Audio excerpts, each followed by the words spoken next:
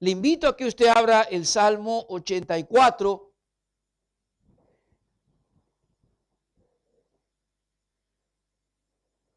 Salmo 84, venimos teniendo una serie de mensajes sobre lo que significa también una vida nueva espiritual, no solamente el nuevo nacimiento y la reconciliación con Dios, sino en forma práctica. Hemos visto cómo nuestro carácter debe cambiar, nuestro vocabulario también tiene que cambiar, y en esta mañana vamos a ver qué nos dice el Salmo 84 sobre quizás aspectos de nuestra adoración, de nuestro sentimiento, del culto divino a nuestro Dios, aspectos que deban cambiar en nuestra comprensión más profunda. Dice la palabra del Señor allí, Salmo 84, cuán amables son tus moradas, oh Jehová de los ejércitos. Anhela mi alma y aún ardientemente desea los atrios de Jehová. Mi corazón y mi carne cantan al Dios vivo. Aún el gorrión halla casa y la golondrina nido para sí, donde ponga sus polluelos.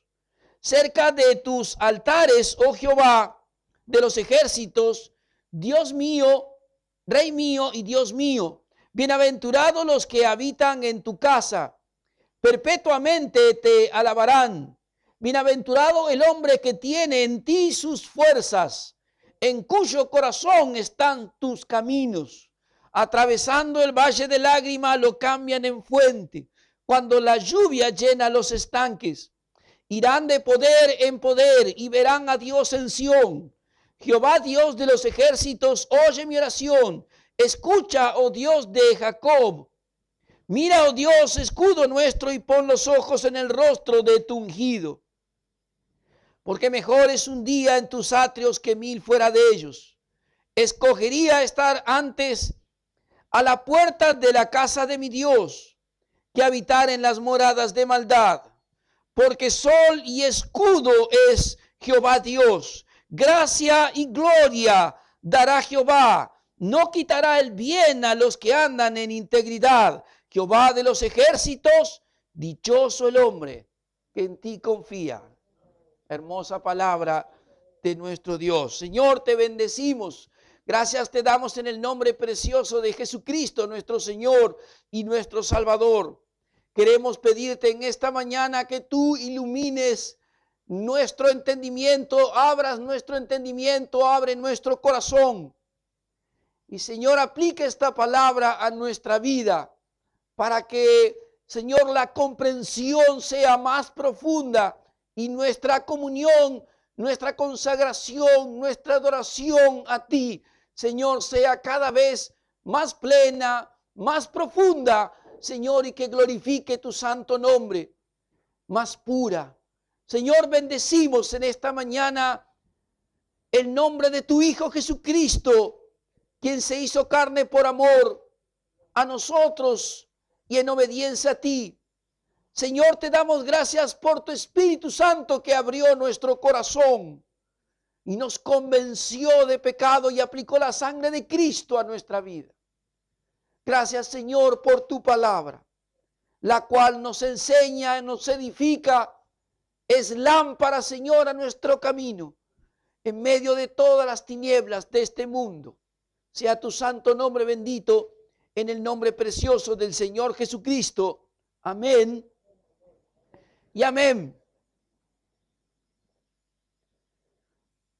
Quizás no le va a llamar la atención, pero advierto y enseño y voy anunciando.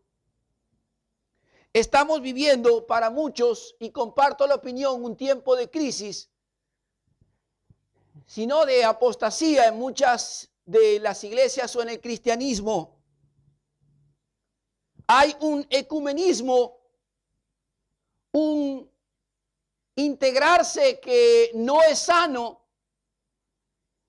que es perjudicial para nuestra fe, contrario a las escrituras, que tiene que ver, dice la escritura, la luz con las tinieblas. Es muy probable y casi seguro, porque así ha sido anunciado, dentro de algunos días usted va a ver en el mes de septiembre la peregrinación a Luján. Los que somos de aquí, tenemos nuestros hermanos colombianos, brasileños, bolivianos. Estamos acostumbrados a que durante el mes de septiembre siempre se realiza esta peregrinación a Luján. Ya sabe a qué me refiero, a la Basílica Católica Romana. Miles y miles de jóvenes van a estar yendo allí para celebrar un culto religioso allí. La notoriedad o el cambio que va a haber este año es que va a haber muchos de los evangélicos acompañando en esa peregrinación. Así ha sido anunciado. Y lo que quiero como pastor de esta iglesia y a los que nos escuchan por internet decir, están equivocados. Si un católico romano quiere adorar a un palo y venerarlo y darle el nombre que quiera, pues somos respetuosos de su libertad. Pero lo que no podemos aceptar es decir amén a aquello que es contrario a las escrituras, aquello que se nos ha enseñado que no debemos hacer, ni postrarnos, ni rendir adoración, ni veneración. No hagamos un jueguito de palabras delante de las imágenes. Es un pecado, forma parte de una transgresión a los mandamientos de Dios. Pero está entrando en el cristianismo evangélico un ecumenismo en donde todo el mundo empieza a reunirse como si todos tuviéramos los mismos caminos para llegar a Dios. Venimos diciendo esto domingo tras domingo porque semana tras semana no paramos de asombrarnos de lo que está sucediendo. El mes que viene tendremos no solamente la exposición de espiritualidad, donde va a estar juntos, reunidos, uno al ladito del otro, para que cada uno elija al que quiere, el chamán, el gurú, el cristiano evangélico, los pastores, etcétera, etcétera. Ahora nos faltaba la peregrinación. Y se va a dar en el mes de septiembre. Así que antes de que alguien me pregunte o me diga, pastor, qué lindo. Pastor, qué horror. Amamos a todos, pero no aprobamos este tipo de cosas. Los líderes que murieron quemados, torturados y en la reforma del siglo XVI porque tuviéramos una fe conforme a las escrituras. Sé que están en el cielo, pero se removerán en las tumbas cuando vean a cristianos evangélicos marchando junto a un santuario de paganismo. Si hay algo que debemos los cristianos bíblicos hacer en nuestro culto al Señor es aprender a discernir. Y este Salmo 84 que quiero exponer en esta mañana, quisiera que saliéramos de este lugar habiendo aprendido una gran verdad espiritual. El servicio de adoración a Dios requiere de parte del cristiano que lo examine y tenga un discernimiento espiritual. Por lo menos quiero referirme a 3 aspectos del discernimiento espiritual en el culto divino que debemos tener. En primer lugar, debemos discernir la diferencia entre el templo de Dios y la persona de Dios. Y esto va tanto para los que se unen con los católicos y con otros, como para nosotros dentro mismo de la iglesia cristiana llamada evangélica. Debemos aprender a discernir entre el templo de Dios y la persona del Señor. Dice el Salmo 84, versículo 1 en adelante: cuán amables son tus moradas, oh Jehová de los ejércitos. Anhela mi alma y aún ardientemente desea los atrios de Jehová. Mi corazón y mi carne cantan al Dios vivo. Aún el gorrión halla casa y la golondrina nido para sí, donde ponga sus polluelos. Cerca de tus altares, oh Jehová de los ejércitos, Rey mío y Dios mío, bienaventurados los que habitan en tu casa, perpetuamente te alabarán. Las palabras del salmista aquí describen en primer lugar la diferencia que existe entre el placer, el gozo, la alegría, pero literalmente el hebreo dice aquí el amor que siente un siervo de Dios por el lugar donde adora a Dios y la persona misma al que adora. Pero la añoranza, lo que extraña, lo que anhela, y dice el Salmo de una manera ardiente, no es el templo en sí mismo, sino la persona del Dios vivo que está dentro del templo. Aleluya. No es el templo, sino la persona que está adentro del templo. A los que están dentro del templo, sirviendo, Él los llama bienaventurados, felices, dichosos. Y hace una comparación con el que no puede estar dentro de ese templo. El trasfondo de este salmo es una de las peregrinaciones, una de las 3 grandes peregrinaciones que se hacían hacia la ciudad de Jerusalén, a la ciudad que está edificada sobre el monte Sión y en donde está el templo de Jerusalén. Un lugar que en el Antiguo Testamento y para la nación de Israel se consideraba que allí en el templo de Jerusalén estaba la presencia de Dios. Allí especialmente era un lugar de encuentro con Dios. No significaba que Dios no pudiera estar en otro lado. Pero 3 veces durante el año, todo israelita que estaba fuera de la nación de Israel debía acudir a Jerusalén a rendir culto a Dios en el templo de Jerusalén. No nos dice la palabra de Dios por qué él no puede viajar. Pero sí establece él en sus palabras esta diferencia que existe entre el templo de Dios, al que muchos tienen la posibilidad de ir y reunirse juntos, miles para adorar a Dios, y la persona misma del Dios mismo, la persona de Dios al cual él adora.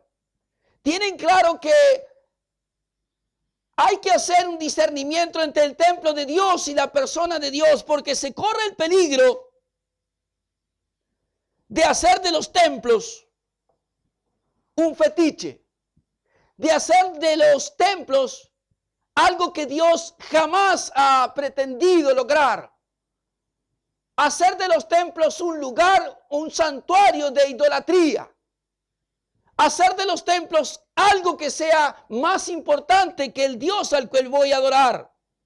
Hechos capítulo 7, en el versículo 48, el apóstol Pablo advirtió también, la palabra del Señor advierte allí acerca de esto mismo. Hechos capítulo 7, versículo 48 al 50. Hay aquí esta diferencia entre el templo de Dios y el Dios al cual se adora en el templo y que debemos aprender a discernir. El Altísimo no habita en templos hechos de mano, como dice el profeta. El cielo es mi trono y la tierra el estrado de mis pies. ¿Qué casa me edificaréis? Dice el Señor. ¿O cuál es el lugar de mi reposo? ¿No hizo mi mano todas estas cosas? Aún la misma palabra de Dios establece una diferencia entre el Dios que se adora en el templo y el templo mismo. El lugar es importante, porque la reunión que se celebra allí es importante, es para adorar a Dios. Pero más importante es quien está dentro del templo. Aquel que convoca para rendírsele adoración a Él. El templo no se describe en este salmo como algo abandonado, sino como un lugar en donde Dios tiernamente acoge a sus criaturas. Y para este salmista,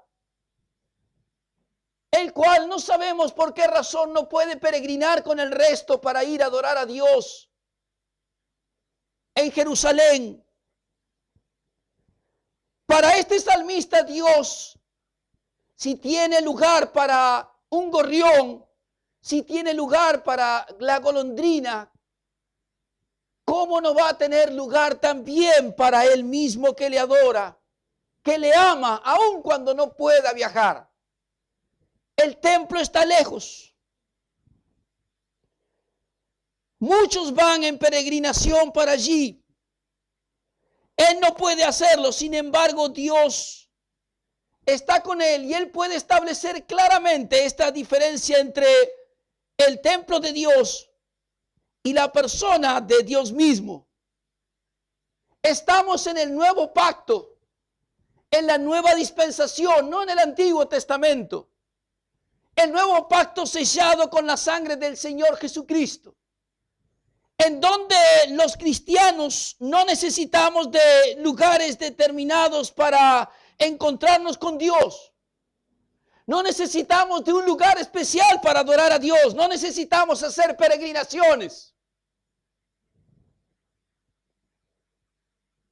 Nuestra adoración a Él no depende de ningún lugar. No depende de templos. No depende de cantidad de fieles que asisten a ese templo. No depende de quién sea el ministro que adore, que dirija la adoración. Nuestra adoración depende exclusivamente de una relación personal con Él por fe, en espíritu y en verdad.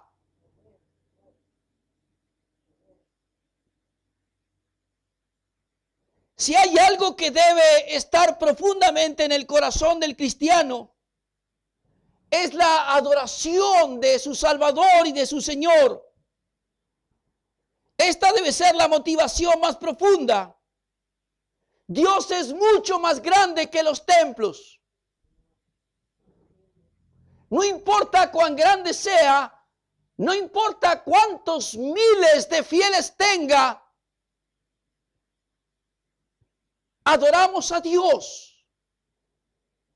Y la adoración, si bien es comunitaria, también es personal. No tenemos templos sagrados. No tenemos lugares santos o sagrados como Jerusalén, Silo o Betel, como había en el Antiguo Testamento.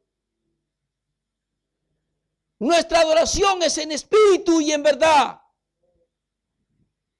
Nuestra adoración es la adoración de quienes son recibidos, no en un templo, sino en la familia de Dios. Es la adoración de hijos, adoptados, predestinados, escogidos, elegidos en amor. Para la gloria de su gracia, dice Efesios. Hemos sido predestinados desde antes de que el mundo existiera. Hemos sido escogidos, elegidos en Cristo. Hemos sido recibidos nosotros en Cristo Jesús para la gloria de Él. Y esta es la adoración que debemos tener. Esta es la diferencia que debemos establecer. Esto es lo que debemos discernir en nuestra adoración a Dios. Aprender a separar entre el templo de Dios, sea el que sea, tenga la magnitud de grande que tenga la asistencia de miles, no importa. Diferenciar todo eso de la persona del Dios que está en el templo fuera de él. Dios no habita en templos hechos por manos humanas. Tengamos cuidado de no hacer un fetiche de los grandes templos. de las grandes congregaciones a las que hoy llamamos exitosas, va a haber miles de personas en Luján. Yo desafío con la escritura a cualquiera que me diga, ¿será una reunión exitosa o una reunión pagana?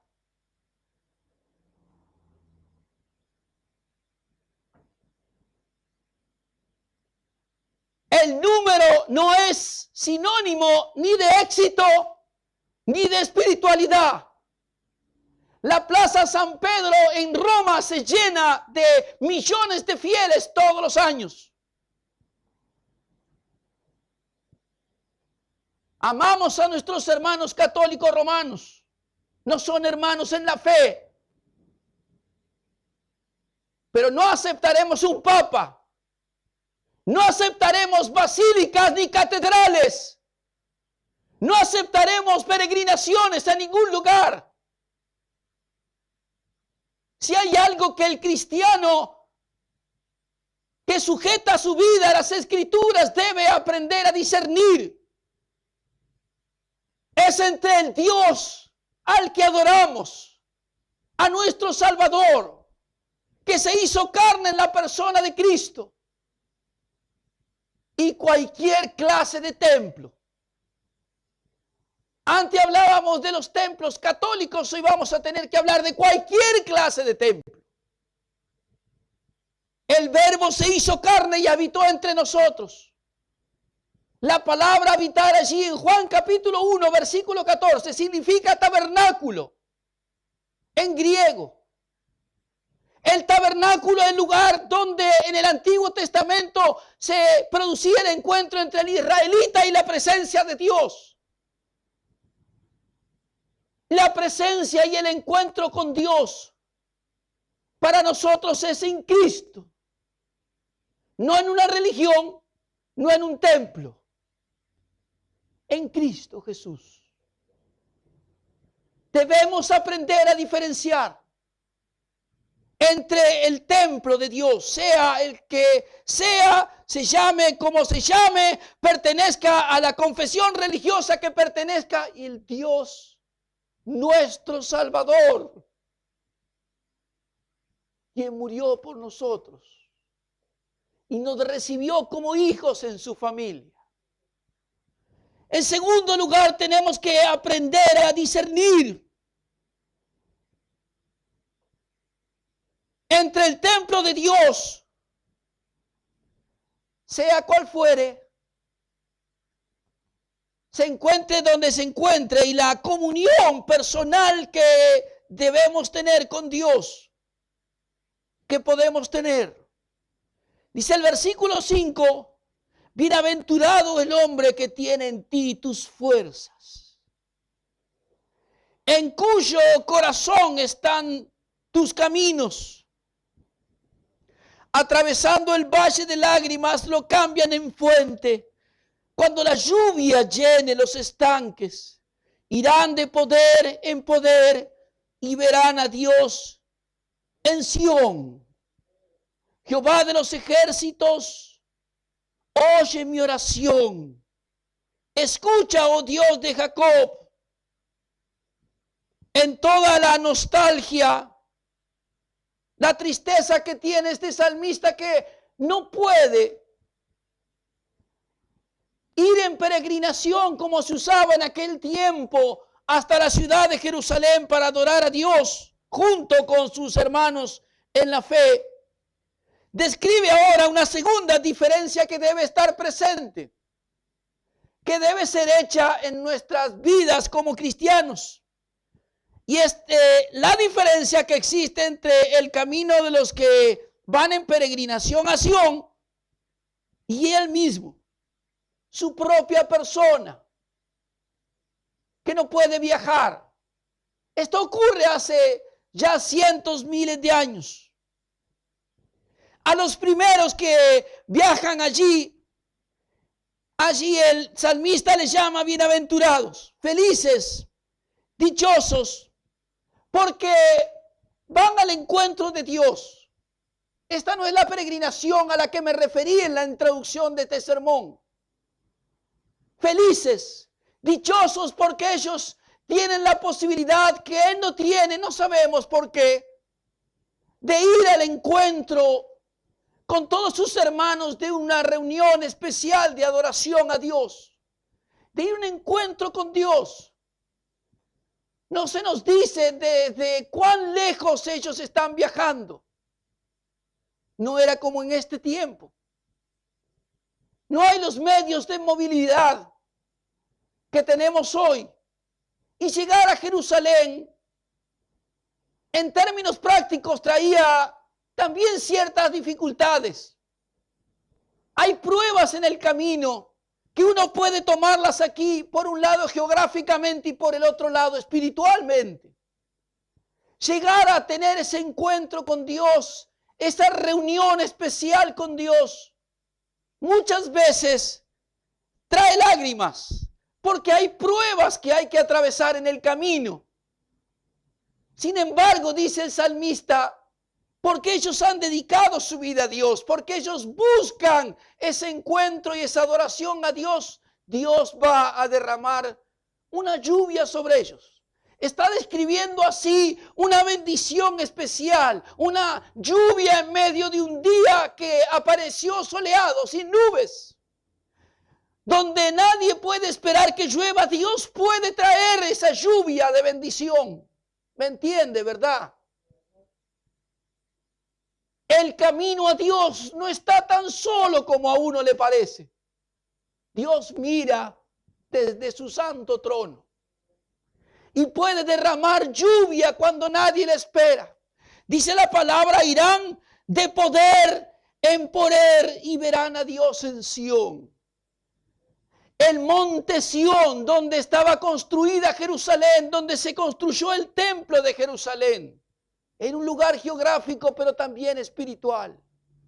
Por eso era tan y sigue siendo tan importante para los judíos hasta el día de hoy. Era el lugar donde ellos tenían ese encuentro, esa reunión especial 3 veces, durante algunas fiestas especiales 3 veces al año.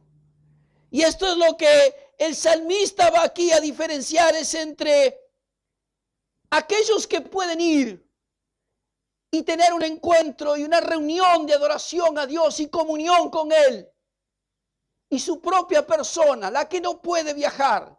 ¿Está privado acaso él de tener comunión con Dios? Por no ir a aquel lugar tan grande, tan famoso, tan especial. Esta es la gran enseñanza que el Salmo nos enseña en este punto. Diferenciar entre el templo de Dios, especial en este caso, que reúne multitudes para adorarle, que reúne miles que van a estar allí en adoración y comunión con Él, y Él que está solo, muy lejos. Para Él también la presencia de Dios no solo es posible, sino también es real. Lo que nos está enseñando es que sea en el templo o sea en un lugar muy lejano, quien ha creído en Dios, quien ha depositado su fe y su vida en Dios, tiene comunión con el Señor. En el Nuevo Testamento dice allí, quiero volver al Salmo. Atravesando el valle de lágrimas, lo cambian de fuente. Cuando la lluvia llena los estanques, irán de poder en poder y verán a Dios en Sión. Describe así los que van al templo en Jerusalén. Pero el versículo 6 se describe a sí mismo. Bienaventurado el hombre que tiene en ti sus fuerzas y en cuyo corazón están sus caminos. Tus caminos. Los caminos de Dios no están solamente para los que van atravesando dificultades de prueba en prueba hasta Jerusalén. Los caminos de Dios también están en el corazón del que se quedó lejos. ¿Me entiende? No necesita en el Nuevo Testamento, las Escrituras nos enseñan que los cristianos no necesitan de lugares especiales, sagrados, sino de encuentros sagrados con Dios. Esta es la diferencia que tenemos que establecer. No necesitamos un templo sagrado, un santuario sagrado. Cuidado con los medios cristianos de promoción de todas las reuniones que terminan introduciendo muchas veces un discurso en el pueblo de Dios. Tal templo, tal otro lugar donde predica tal predicador o tal otro. Parecería que Dios atiende solamente en ese lugar. Nada más contrario a la Escritura. Tanto el que va a Jerusalén como el que se queda lejos, ambos pueden disfrutar igualmente de la comunión con Dios. Tanto para uno como para otros, Dios está presente. No debemos entonces dejarnos influenciar, porque la palabra del Señor en el Nuevo Testamento nos enseña que esta verdad no es un aliciente, no es una licencia para dejar de congregarnos, para pensar, bueno, no necesito ir al templo, puedo tener comunión personal sola en mi hogar, sino para saber que tanto en un lugar o en el otro, yo puedo estar en perfecta comunión con el Señor, esté rodeado de miles de fieles que adoran juntos en comunión a Dios, o absolutamente solo en la habitación de un hospital,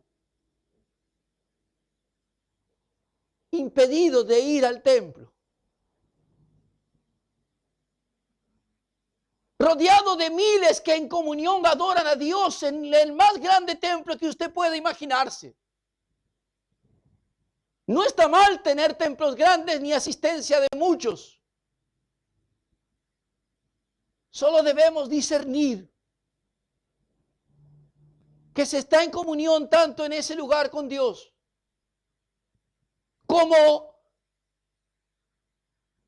en la camilla de una sala de operaciones, usted solo con Dios. Allí no habrá templo, ni habrá miles a su alrededor. Pero Dios sí estará con usted. Yo estoy con ustedes todos los días, hasta el fin del mundo. ¿Por qué no necesitamos templos como en el Antiguo Testamento? Primera de Corintios capítulo 3 nos enseña esta gran verdad, absolutamente desafiante también para nosotros. Primera de Corintios capítulo 3 versículo 16.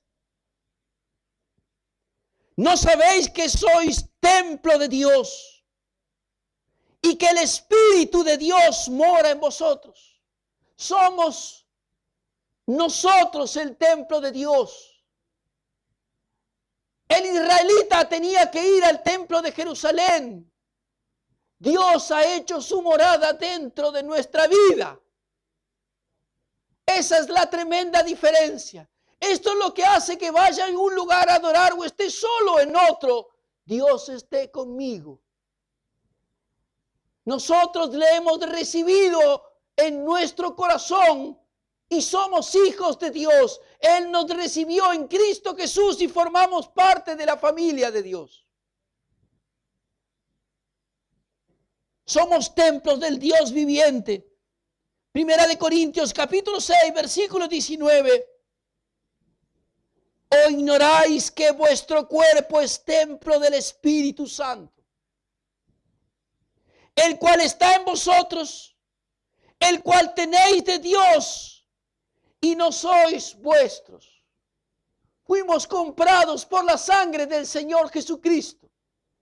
Él ha hecho de nosotros tabernáculo, ha hecho de nuestra vida el templo donde Él habita por medio de su Santo Espíritu. Y no hay nada ni nadie que pueda arrebatarnos esa comunión con Dios.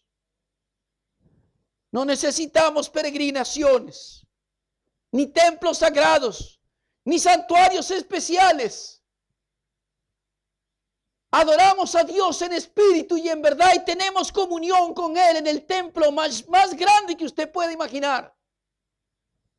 O en el lugar más solitario que se le pueda ocurrir, siempre y cuando usted haya creído en Jesucristo como su único Salvador, le haya recibido como Salvador y sea consciente y tenga esa seguridad dada por el Espíritu de que forma parte de la familia de Dios.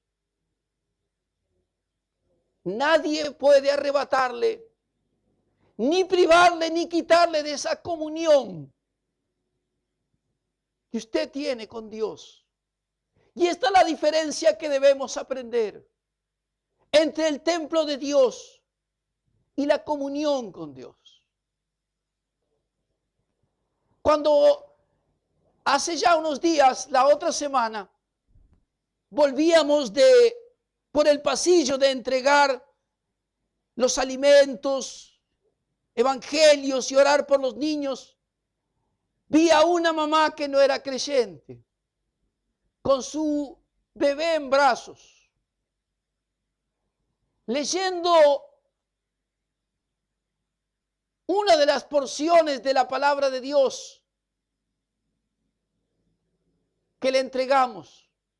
Mientras tenía a su bebé en la mano izquierda, tenía esa porción de la palabra en la mano derecha, que describía el momento del encuentro entre el ciego Bartimeo y el Señor Jesucristo. Y vino a mi corazón mientras preparaba este mensaje, la imagen de esa mujer.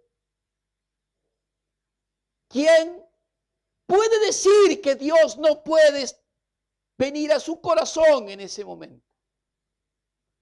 ¿Quién puede decir que ella no puede tener, habiendo recibido a Cristo, comunión al lado de su hijo enfermo, aunque no esté en un templo?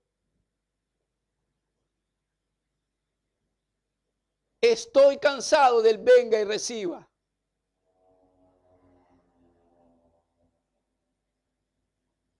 Es hora de que digamos, vayan y cuenten. ¿Me entiende? Salgan y cuenten que esta es una verdad de Dios, no para que no vengan a asistir o no se reúnan con sus hermanos para adorar a Dios, sino para que aprendan que Dios es más grande que cualquier templo, que Dios es más grande que cualquier denominación. También hemos recibido, no gracias, no necesito oración, ya tengo mi iglesia, como si su iglesia tuviera el patrimonio, empezando por si fuera la única iglesia diferente, ¿no? Somos todos los cristianos nacidos de nuevo que hemos creído en Cristo, formamos parte de la iglesia del cuerpo de Cristo universal. No necesitamos templos ni santuarios. Necesitamos sí tener esta realidad en nuestro corazón, esta convicción de que sea en un templo o sea en la más absoluta soledad, quizá de un hospital, cuando todos se van, las luces se apagan, y quizás sea un niño enfermo o uno mismo en una camilla a punto de enfrentar una operación. Nadie puede quitarnos esta comunión con Dios.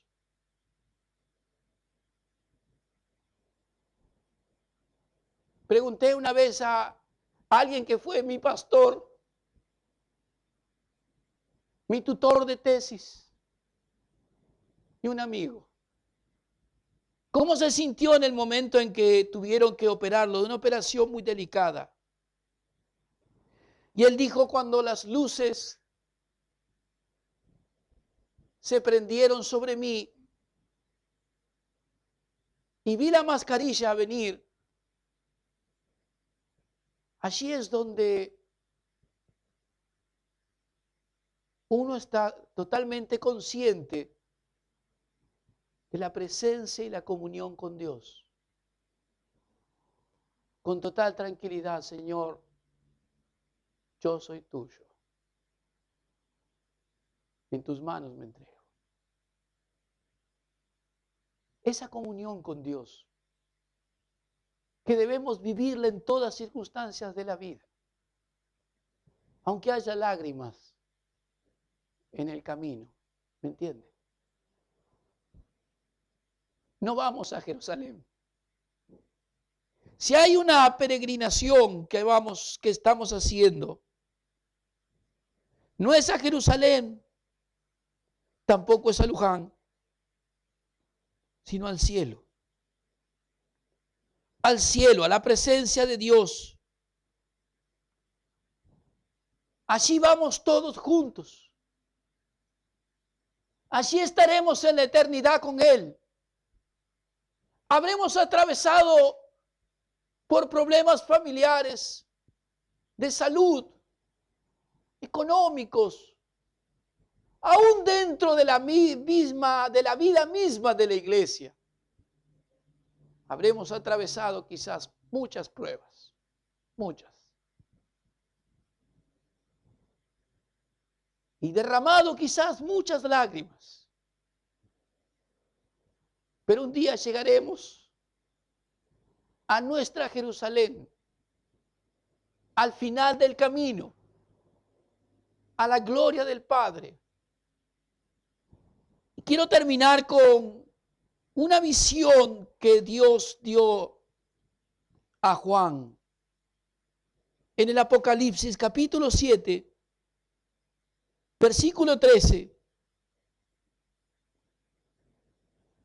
Entonces uno de los ancianos habló diciéndome, estos que están vestidos de ropas blancas, ¿quiénes son?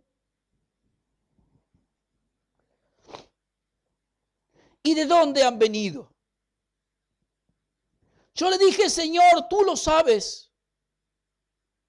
Y él me dijo, estos son los que han salido de la gran tribulación y han lavado sus ropas y las han emblanquecido en la sangre del Cordero.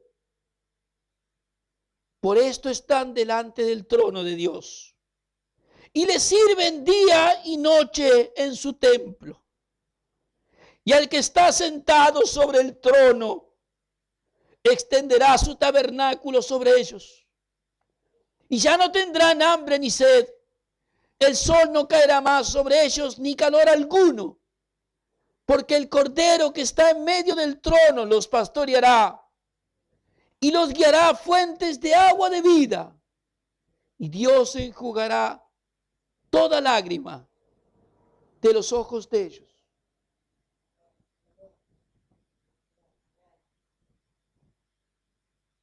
El camino al cielo, nuestra peregrinación espiritual, está quizás para muchos sembradas de lágrimas y pruebas. Pero vamos hacia allí de poder en poder, dijo el salmista. El Nuevo Testamento dice de gloria en gloria, hasta la presencia misma de Dios. Por eso algo que debemos discernir en nuestro culto a Dios, en nuestro servicio de adoración a Dios, es esta diferencia entre el templo de Dios, sea cual fuere, se encuentre donde se encuentre, esté lleno de la cantidad de personas que usted quiera, y la persona misma de Dios, el Dios que adoramos, es el Dios que habita en nuestro interior. Es el Dios que hemos recibido y que nos hizo ser hijos de Dios. Es el Dios que nos ha recibido en su familia en Cristo Jesús, el cual no nos abandonará, el cual estará con nosotros y cuya comunión debemos disfrutar todos los días de nuestra vida. Adoremos a nuestro Padre Celestial, a nuestro Dios, que nos reconcilió con Él por medio de la sangre de Cristo, como ovejas de su prado, cubiertos con su sangre, comprados al precio de la sangre de Cristo. Se encuentre donde usted se encuentre, en un hospital o en una fiesta, en un templo donde haya miles, o en el banco de una plaza.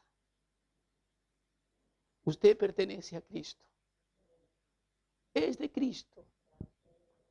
Y pueda usted decir, yo soy tuyo y tú eres mío. Y no hay nada ni nadie en este mundo que quitará eso de su vida. Amén.